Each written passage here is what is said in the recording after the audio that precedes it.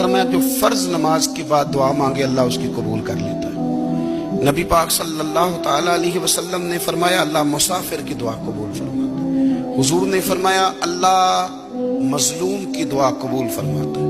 हुजूर ने फरमाया बीमार से दुआ कराओ अल्लाह उसकी दुआ कबूल फरमाता है। मेरे नबी पाक ने फरमाया माँ बाप जब भी औलाद के लिए हाथ उठाएं, वैसे तो बुल्ले शाह तो आसमानी उड़दियां ही फड़ दें, जेड़ा घर बैठा उन्होंने बढ़िया ही नहीं। हुजूर फरमाने लगे माँ बाप जब भी औलाद के लिए दुआ फरमाएं अल्लाह